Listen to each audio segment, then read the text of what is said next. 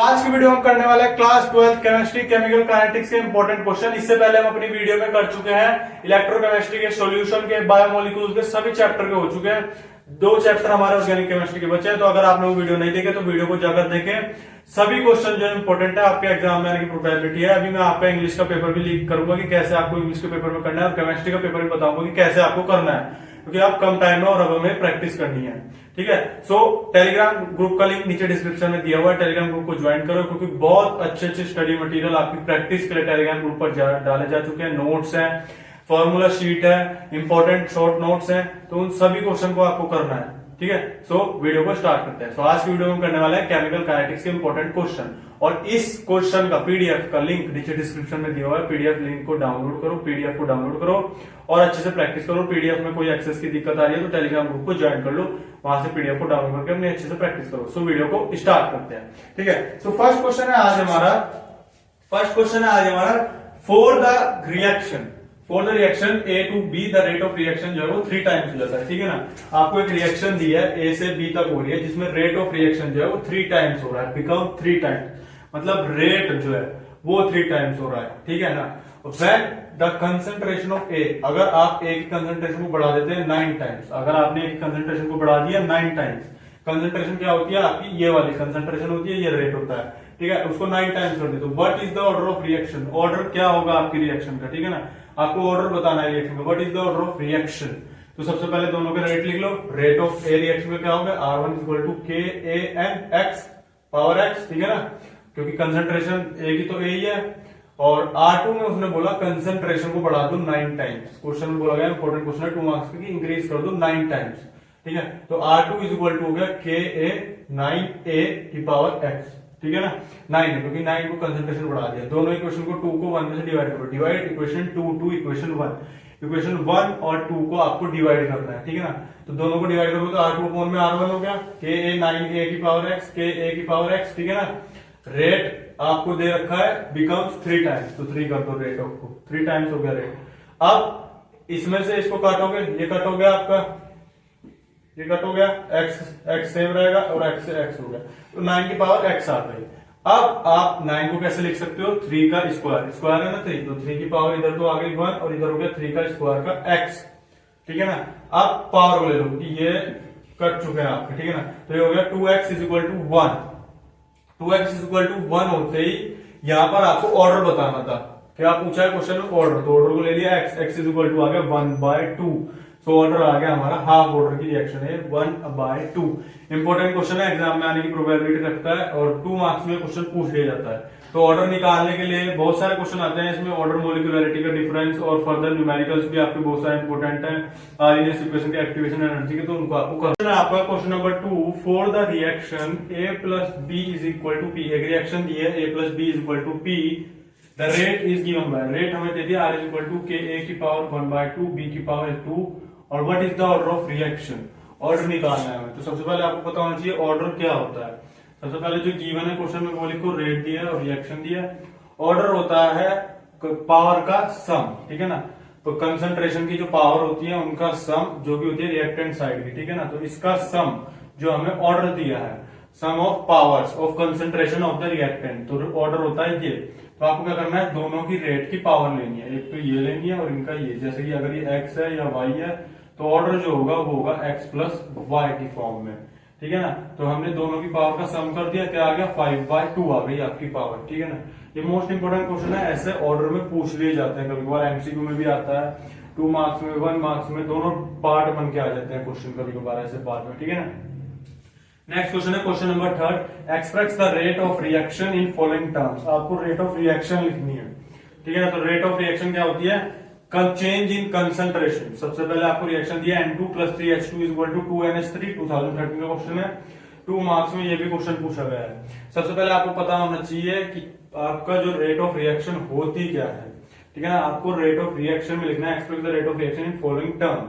तो rate of reaction कहती है कि change in concentration of reactant is equal to change in concentration of product, reactant का equal to product की concentration में। ठीक है ना। तो रिएक्टेंट क्या है, N2 और 3H2, ये होती है नेगेटिव। ठीक है ना। तो क्यों, क्योंकि जो रेट ऑफ रिएक्टेंट्स का है वो डिक्रीज होता है। ठीक है। तो यहाँ पर ये हो जाएगी नेगेटिव में। तो रेट आ गया माइनस डी अपॉन में N2 अपॉन में dt, यानी N2 है, कोफिशिएंट कोई नहीं है तो यहाँ पर सिंपल नेगेटिव साइन आएगा। यहाँ पर है आपका 3H2, ठीक है ना, तो 3H2 है तो कोफिशिएंट क्या हो जाएगा -1 अपॉन में 3, माइनस नेगेटिव क्योंकि रिएक्टेंट की side, D is equal to हो गया dH2 अपॉन में dt, ये डिफरेंशियल की फॉर्म में होता है। अब इधर आ जाओ, प्रोडक्ट की साइड पॉजिटिव होती है तो पॉजिटिव 1 अपॉन 2, क्योंकि कोफिशिएंट है 2 तो 1 अपॉन 2 dNH3 अपॉन में dt। ये था आपका इंपॉर्टेंट क्वेश्चन।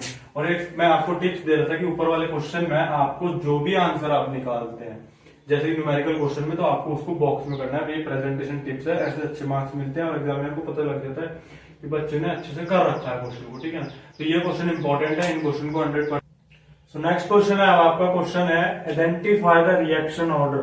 आपको ऑर्डर बताना है रिएक्शन का from the rate constant. Rate constant दिया है K is equal to 2.3 multiply 10 की पावर 5 लीटर मोल पर इनवर्स सेकंड पर इनवर्स, ठीक है ना, सेकंड इनवर्स मोल इनवर्स सेकंड इनवर्स। अब यूनिट दिया है क्वेश्चन में, ध्यान से देखिए, यूनिट आपको क्या दिया है, litre mole inverse second inverse. तो ये यूनिट किसकी होती है, ये यूनिट होती है आपकी सेकंड ऑर्डर की, ठीक है ना। तो आपको क्या लिखना है इसमें, it is of second order because unit जो है सेकंड ऑर्डर रिएक्शन की वो होती है ये। और अगर आप मैं बात करूं फर्स्ट ऑर्डर की यूनिट की, तो फर्स्ट ऑर्डर की यूनिट होती है सेकंड इनवर्स, और जीरो ऑर्डर की जो यूनिट होती है वो होती है मोल पर लीटर पर सेकंड इनवर्स, ठीक है ना। तो ये आपको ध्यान में रखना है। यूनिट तीनों की याद रखो, एमसीक्यू में 2 मार्क्स के क्वेश्चन में कभी कभार पूछ ली जाती है क्वेश्चन, 2011 में आया क्वेश्चन। नेक्स्ट क्वेश्चन पूछा है, why does rate of reaction remain constant through out the process. Rate of reaction जो है वो आपकी कांस्टेंट क्यों रहती है थ्रू आउट द प्रोसेस की रेट ऑफ रिएक्शन जो है वो आपकी कांस्टेंट क्यों रहती है पूरे प्रोसेस में। इसका रीजन क्या होता है कि सबसे पहले आपको पता है जो रेट है वो प्रोपोर्शनल होता है, डायरेक्टली प्रोपोर्शनल होता है कंसंट्रेशन की पावर ऑर्डर के, ठीक है ना। ये आपका ऑर्डर होता है, ठीक है, ऑर्डर होता है ये आपका, ठीक है, जो एक्स है। अब आपको पता है रेट क्या होता है, रेट होता है चेंज इन कंसंट्रेशन अपॉन में टाइम के, ठीक है, change in concentration upon time के। तो change in concentration upon time के, अब ये किसके प्रोपोर्शनल होगा, ये होगा कंसंट्रेशन है टाइम टी के, टाइम कोई सा भी टाइम टी ले लो, ठीक है ना। अब आपको पता है कि जैसे ही आप टाइम को बढ़ाओगे, आपने टाइम को इंक्रीज किया, रेट घट जाएगा, क्योंकि रेट में जो टाइम है वो इनवर्स में है, ठीक है ना। जैसे ही आपने टाइम को बढ़ाया रेट घटेगा, क्योंकि टाइम वहां पर इनवर्स की प्रॉपर्टी को ले रहा है। जितना ज्यादा टाइम आपका होगा उतना ही कम रेट चला जाएगा आपका, इनवर्सली प्रोपोर्शनल की बात हो रही है यहाँ पर। तो इसलिए जो आपकी रेट ऑफ रिएक्शन है रिमेन कांस्टेंट रहती है through out the process. Important question है, ऐसे रीजन क्वेश्चन आपके एग्जाम में पूछ लिए जाते हैं, तो इन क्वेश्चन को आपको जरूर करना है, ठीक है। अब चलते हैं अपने नेक्स्ट क्वेश्चन पर। सो नेक्स्ट क्वेश्चन है अब आपका फॉर द रिएक्शन दिया आपको 2N2O5 gas is equal gives 4NO2 plus O2, जो कि आपके गैस के पार्टिकल है, ठीक है। क्वेश्चन में क्या गिवन दिया, rate of formation of NO2, जब NO2 बन रही है उसका रेट दिया है आपको 2.8 multiply 10 raise to the power -3 metre per second. अब आपको कैलकुलेट क्या करना है, rate of disappearance of N2O5, जब N2O दिखना बंद हो जाए, डिसअपीयरेंस हो जाए, उसका रेट आपको निकालना है, ठीक है। तो सबसे पहले आपको रेट पता होना चाहिए कि रेट को कैसे रिप्रेजेंट किया जाता है। तो रेट होता है change in concentration of reactant is equal to change in concentration of product. Reactant की नेगेटिव में होती है तो हो गई -1/2 DN2O5, कोफिशिएंट है 2 तो -1/2 DN2O5 अपॉन में dt प्लस 1/4 DNO2 अपॉन में dt, 4 है कोफिशिएंट, प्लस इक्वल टू दोनों प्रोडक्ट की तो पॉजिटिव में आएंगे, प्लस DO2 अपॉन में dt, कोई कोफिशिएंट नहीं है तो DO2 अपॉन में dt। अब आपको DNO2 अपॉन में dt यानी rate of formation of NO2 दे रखी है, क्या दिया 2.8 10 raise to the power -3 metre per second, ठीक है। निकालना क्या है, रेट ऑफ डिसअपीयरेंस, तो ये आपको निकालना है DN2O5 अपॉन में dt के, ठीक है। अब आपको यहां से पता लग रहा है रेट से कि -1/2 DN2O5 किसके इक्वल है, +1/4 DNO2 अपॉन में dt के, ठीक है ना। तो ये -1/2 इसको इक्वल कर दो, -1/2 DN2O5 अपॉन में dt is equal to 1/4 DNO2 upon में dt के। इसको सॉल्व करो, -DN2O5 अपॉन में dt, ये 2 चला जाएगा इधर, तो हो गया 1/4 मल्टीप्लाई 2 मल्टीप्लाई 2.8, इसकी गिवन है आपको, ठीक है, गिवन है। तो 2.8 multiply 10 raise to the power -3 metre per second inverse, solve करके आ गया 1.4 10 raise to the power -3 metre per second, 2 जाएगा कट हो जाएगा, इससे ये कट 1.4, ठीक है, 10 raise to the power -3 metre per second. Answer को हमेशा बॉक्स में रखना है, प्रेजेंटेशन टिप्स है, इंपॉर्टेंट क्वेश्चन है, एग्जाम में आएगा, इस क्वेश्चन को जरूर करो। ठीक है, अब चलते हैं अपने नेक्स्ट है, define rate of reaction. Rate of reaction क्या होती है और दो फैक्टर बताओ। Right two factor that affect the rate of reaction, जो आपके रेट ऑफ रिएक्शन को अफेक्ट करते हो।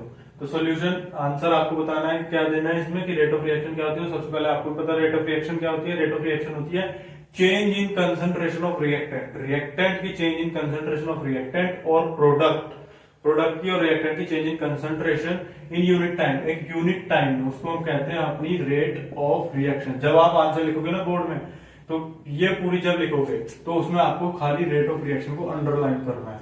इससे एग्जामिनर को पता लग जाएगा कि हाँ रेट ऑफ रिएक्शन की उसने डेफिनेशन लिखी है। नेक्स्ट, इसकी यूनिट क्या होती है। Its unit is mole per litre, mole per litre 1 minus n second inverse. ठीक है, जब भी आप zero order, second order, first order की निकालोगे तो एन की जगह आपको 0 रखना है, 1 रखना है और 2 रखना है। ठीक है, तो एन हो गया नंबर ऑफ ऑर्डर, तो मोल पर लीटर की power whole 1 minus n second inverse. आपके पूछा क्वेश्चन में दो फैक्टर बताओ जो अफेक्ट करते हो आपकी रेट ऑफ रिएक्शन को। दो फैक्टर होते हैं आपके, एक होती है concentration of reactant, reactant concentration, और टेम्परेचर अफेक्ट करता है। तो जैसे ही आप रेट ऑफ रिएक्शन जो है वो जब भी बढ़ेगी तो इंक्रीज हो जाएगी कंसंट्रेशन। जैसे आप रेट ऑफ रिएक्शन को बढ़ाओगे कंसंट्रेशन जो है रिएक्टेंट की वो भी बढ़ जाएगी। ठीक है ना, ये आपको ध्यान रखना है। नेक्स्ट है टेम्परेचर। जब भी आप रेट ऑफ रिएक्शन को बढ़ाओगे तो टेम्परेचर जो है वो 2 to 3 टाइम्स बढ़ जाएगा, मतलब 10 डिग्री सेल्सियस जो है वो टेम्परेचर जो है वो आपका बढ़ जाएगा। Rise in temperature, rate of reaction increases about 2 to 3 times of every 10 degree Celsius rise in temperature. Temperature जो है वो 2 to 3 टाइम्स या 10 डिग्री सेल्सियस जो है वो आपका बढ़ जाएगा। तो ये क्वेश्चन भी इंपॉर्टेंट है, एग्जाम में पूछ लिया जाता है, इसको भी करो। अब नेक्स्ट है, बहुत इंपॉर्टेंट क्वेश्चन है, explain the difference between order and molecularity. Difference between order molecularity का। सो नेक्स्ट क्वेश्चन है अब आपका, what do you understand by rate law and rate constant. Rate law क्या होता है, रेट कांस्टेंट क्या होता है ऑफ अ रिएक्शन। किसी भी रिएक्शन का रेट लॉ और रेट कांस्टेंट बताना है। और एक सेकंड पार्ट क्या दिया, identify the order of reaction. आपको ऑर्डर निकालना है अगर उनकी यूनिट दे दी गई, आपको यूनिट बता दी गई। यूनिट क्या थी फर्स्ट पार्ट में, litre inverse, mole second inverse, second the litre, mole inverse, second inverse. तो आपको यूनिट जरूर याद रखनी है। मैंने अभी कहा था कि यूनिट से क्वेश्चन आएगा। तो फर्स्ट यूनिट है वो है आपकी जीरो ऑर्डर की। जीरो ऑर्डर में आपका मोल जो है वो इनवर्स में नहीं होता, लेकिन सेकंड ऑर्डर में मोल इनवर्स में होता है। तो सेकंड यूनिट हो गई आपकी सेकंड ऑर्डर की। ये क्वेश्चन पूछ दिए जाते हैं यूनिट के, 100% याद रखो। और क्वेश्चन का पहला पार्ट क्या पूछा था, रेट लो, रेट कांस्टेंट क्या होता है। रेट लो पर आ जाते हैं सबसे पहले, आपको बोल्ड से करना है इसको। रेट लो होता क्या है, रेट लो एक ऐसा एक्सप्रेशन है जिसमें जो रिएक्शन का रेट होता है वो गिवन दिया होता है आपको मोलर कंसंट्रेशन ऑफ रिएक्टेंट की टर्म में। ठीक है ना, ये एक ऐसा एक्सप्रेशन है जिसमें जो आपका रिएक्शन का रेट होता है वो दिया होता है किसकी टर्म में, मोलर कंसंट्रेशन ऑफ रिएक्टेंट की टर्म में, जिसमें हर एक टर्म जो ईच टर्म जो होती है वो अपनी पावर को कुछ ना कुछ बढ़ाती है। बढ़ाने के बाद क्या होता है कि या तो वो आपका मे और मे नॉट बी स्टोइचोमेट्रिक कोफिशिएंट, वो आपका कोफिशिएंट भी हो सकता है और नहीं भी हो सकता किसी भी बैलेंस्ड केमिकल रिएक्शन में। ठीक है ना, रेट लो क्या कहता है, सबसे पहले रेट लो में जो रिएक्शन का रेट होता है वो दिया होता है आपका मोलर कंसंट्रेशन ऑफ रिएक्टेंट की पावर में, जिसमें हर एक टर्म जो है वो अपनी कुछ पावर को बढ़ा देती है। बढ़ाने के बाद क्या होता है कि वो या तो आपका मे और मे नॉट बी, वो आपका स्टोइचोमेट्रिक कोफिशिएंट हो भी सकता है और नहीं भी हो सकता किसी भी बैलेंस केमिकल रिएक्शन में। ठीक है, अगर आपने देखिए आप कोई भी रिएक्शन ले, अब मैंने रिएक्शन ले ली A B B C C C D, तो यहाँ पर जो small a, small b, small c और स्मॉल डी है ये आपके स्टोइचोमेट्रिक कोफिशिएंट है। ठीक है ना, अगर यहाँ पे आप ले लो 2NO2, ठीक है ना, इसने कुछ भी दे दिया 2N2 प्लस 3O2। ठीक है, तो ये 3 जो है ये आपके कोफिशिएंट हो गए, स्टोइचोमेट्रिक कोफिशिएंट, जो अपनी पावर को बढ़ा भी सकते हैं और कभी कभार घटा भी सकते हैं। ठीक है ना, वो स्टोइचोमेट्रिक कोफिशिएंट हो भी सकते हैं और नहीं भी हो सकते। ठीक है, तो ये हो गए आपके स्टोइचोमेट्रिक कोफिशिएंट। तो अब आपको रेट लो समझ में आ गया, इंपॉर्टेंट क्वेश्चन है, एग्जाम में पूछ लिया जाता है। नेक्स्ट है रेट कांस्टेंट क्या होता है। रेट कांस्टेंट आपको क्या होता है, रेट कांस्टेंट सबसे पहले रिप्रेजेंट किया जाता है के से, ये आपका इक्वल होता है रेट ऑफ रिएक्शन के। और रेट ऑफ रिएक्शन जो रेट कांस्टेंट होता है, रेट कांस्टेंट को हम कहते हैं जब भी आपकी जो मोलर कंसंट्रेशन है रिएक्टेंट की वो यूनिटी पे आ जाए, ठीक है ना। वो जब भी यूनिटी हो जाएगी किसी भी कंसंट्रेशन ऑफ रिएक्टेंट की, अगर मोलर कंसंट्रेशन जो है वो यूनिटी पे आ रही है तो उसको हम कहेंगे रेट कांस्टेंट, जिसको हम के से रिप्रेजेंट करते हैं, ठीक है। ये इंपॉर्टेंट क्वेश्चन है, 3 मार्क्स में आपको पूछा गया है। क्वेश्चन की जरूर प्रैक्टिस करो और कुछ वर्ड जो भी आपको लग रहा है इंपॉर्टेंट, जैसे कि स्टोइचियोमेट्रिक कोफिशिएंट हो गया या अपनी पावर को बढ़ा रहा है या मोलर कंसंट्रेशन ऑफ रिएक्टेंट, इनको एग्जाम में अंडरलाइन कर देना, ठीक है। तभी मैंने अंडरलाइन किया है, ये इंपॉर्टेंट है, विच पे नहीं करना। लेकिन अगर इंपॉर्टेंट है जैसे मोलर कंसंट्रेशन ऑफ रिएक्टेंट, अपनी पावर को बढ़ा रहा है, स्टोइचियोमेट्रिक कोफिशिएंट है, इन वर्ड्स को आपको एग्जाम में अंडरलाइन करना है, ठीक है ना। कि रिएक्टेंट की टर्म यूनिटी हो रही है, ठीक है। कंसंट्रेशन पे अंडरलाइन करो और rate of reactant is unity हो रही है, ठीक है। तो ये कुछ इंपॉर्टेंट पार्ट्स हैं, प्रेजेंटेशन की टिप्स दे रहा हूं, साथ साथ ही इनको अंडरलाइन जरूर करना, इंपॉर्टेंट है। एग्जाम में अच्छे मार्क्स मिलेंगे, फुल मार्क्स भी मिल जाएंगे अगर अच्छे से टीचर को पता लगे। फिर टीचर ज्यादा नहीं पढ़ेगा, वो देखेगा कि हाँ बच्चे ने इंपॉर्टेंट पॉइंट अपने क्वेश्चन में इंक्लूड कर रखे हैं, तो फुल मार्क्स मिल जाएगा। नेक्स्ट क्वेश्चन है आपका difference between order of reaction and molecularity. Important question है, एग्जाम में पूछा जाता है। ऑर्डर क्या होता है और मोलिकुलरिटी क्या होती है, ठीक है। तो ऑर्डर होता है, मैंने आपको अभी बताया था, sum of power of concentration of reactant in rate law.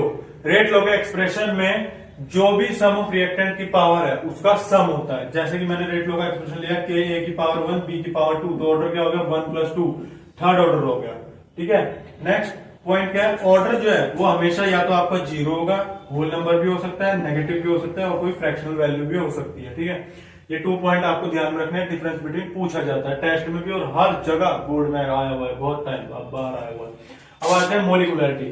Molecularity क्या होती है, मोलिकुलरिटी होती है नंबर ऑफ रिएक्टिंग स्पीशीज जो आपके कोलोइड कर रहे हैं simultaneously in order to bring about a chemical reaction. मतलब नंबर ऑफ रिएक्टेंट, जितने भी स्पीशीज आपके किसी भी रिएक्शन में या किसी भी रिएक्शन में कोलोइड हो रहे हैं, कोलोइड होने के बाद यानी मिल रहे हैं और मिलकर बना रहे हैं एक केमिकल रिएक्शन को, ऑर्डर में मिल रहे हैं, ऑर्डर में मिलके एक रिएक्शन को बना रहे हैं, उसी को कहते हैं मोलिकुलरिटी। जैसे समझ लो H2 2H2 लिया और O2 लिया, मिलकर इन्होंने क्या बनाया, एक केमिकल रिएक्शन को बना दी। तो रिएक्टिंग स्पीशीज इस रिएक्शन में कितने हुए, हो गए 2, ठीक है ना, 2 हो गए।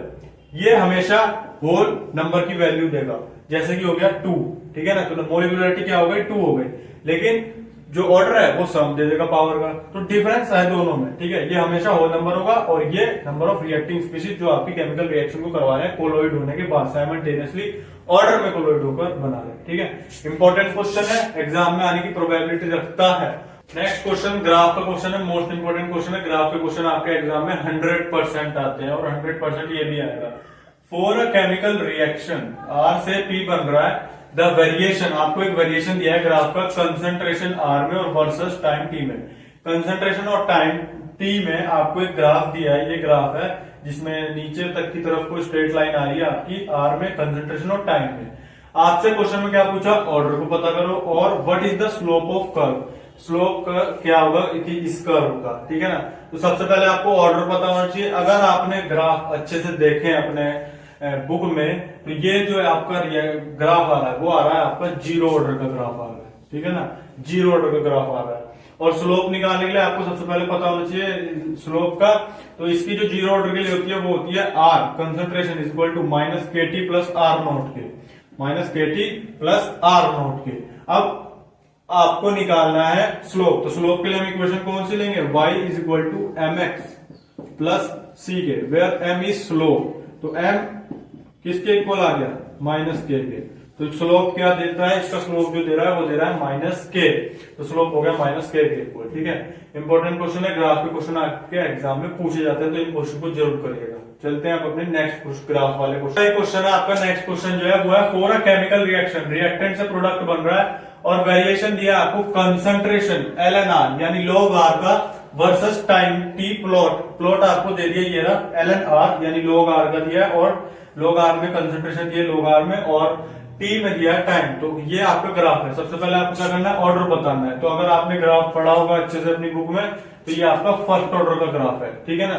क्वेश्चन में क्या पूछा, what is the slope of curve. Slope निकालना है, तो वही अब यहाँ पर स्लोप जो है वो चेंज में वही y = mx + c होता है, तो यहाँ पर होगी c + mx। स्लोप आपका m किसके इक्वल है, -k के, तो इसका भी स्लोप जो है वो -k के इक्वल आ जाएगा। ठीक है। सेम स्लोप है इसका जीरो ऑर्डर से भी, माइनस के इक्वल। यूनिट पूछिए तो यूनिट होती है इसकी सेकंड इनवर्स या मिनट इनवर्स या टाइम इनवर्स, पूरे टाइम का इनवर्स कर दो, ये इसकी यूनिट होती है। इंपॉर्टेंट क्वेश्चन है ग्राफ का, एग्जाम में आने की प्रोबेबिलिटी रखता है। तो यहाँ पर हमारे सभी क्वेश्चन आपके एंड होते हैं। अगर आपको ये क्वेश्चन अच्छे लगे हो या वीडियो अच्छी लगी हो तो वीडियो को लाइक करें, चैनल को सब्सक्राइब करें, क्योंकि चैनल पर ऑर्गेनिक केमिस्ट्री, इनऑर्गेनिक और आपकी फिजिकल केमिस्ट्री से रिलेटेड नई नई वीडियो आने वाली है। एग्जाम की अच्छे तैयारी कराऊंगा, पेपर को भी लीक करा जाएगा। सो अच्छे से वीडियो को देखने के लिए मेरे चैनल को सब्सक्राइब करो और वीडियो को लाइक करो। Thank you for watching the video. Like, share and subscribe my channel.